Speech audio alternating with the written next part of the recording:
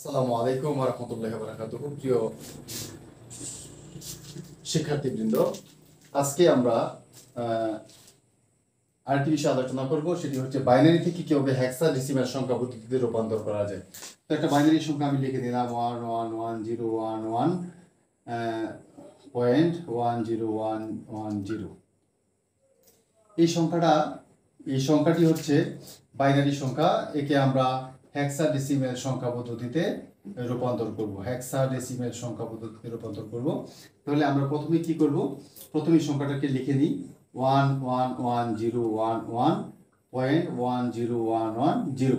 আমরা জানি যে বাইনারি থেকে হেক্সাডেসিমাল করতে হলে আমাদের কয় বিট করতে হবে? 4 বিট করতে হবে। তাহলে দশমিক সংখ্যার বামের গুলোকে আমরা কি 4 বিট করে দেব, আর এখানে 2 ঘর আছে, আমরা দুইটি শূন্য বসিয়ে 4 বিট করে নেব। পাশাপাশি এই পাশে যে সংখ্যাগুলো আছে তাদেরকেও 4 বিট করে নেব। এখানে শূন্য আছে, এটাকেও 4 বিট করে আমরা ধরে নেব। এখন আমরা হিসাব করি 0011 মানে হচ্ছে কি 3 1011, তার মানে কি 1248 1011। অর্থাৎ এই সংখ্যাগুলোর নিচে কি কি সংখ্যা আছে? 8 আছে, 2 আছে, 1 আছে। তার মানে 8 আর 2 10 আর 1 কত? 11।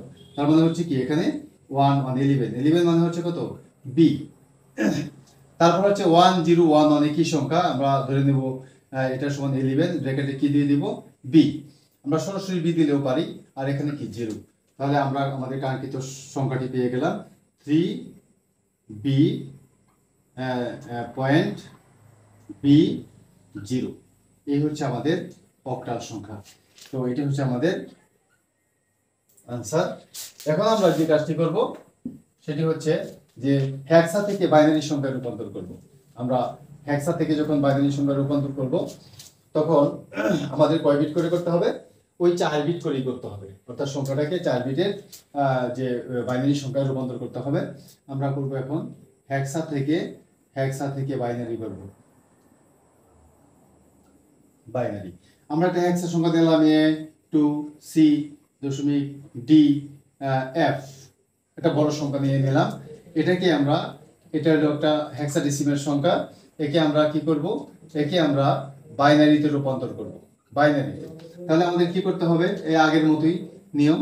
আমরা 4 বিটের দূরত্ব বজায় রেখে আমরা সংখ্যাগুলো লিখব 2C.D.F।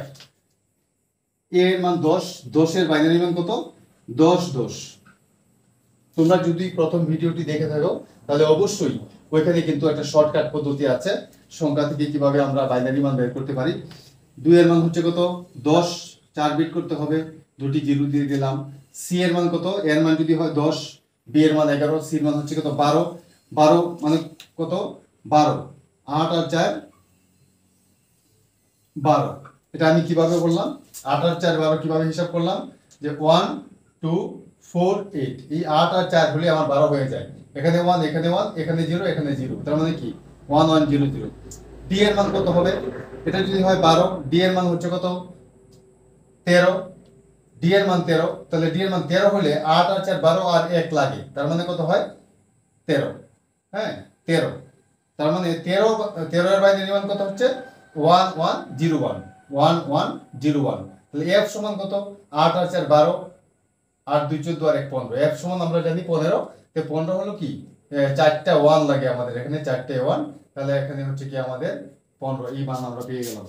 তাহলে আমরা বাইনারি সংখ্যা পেয়ে গেলাম 101000101101. হ্যাঁ, তারপরে হচ্ছে 1111। এটাই হচ্ছে আমাদের কাঙ্ক্ষিত বাইনারি সংখ্যা।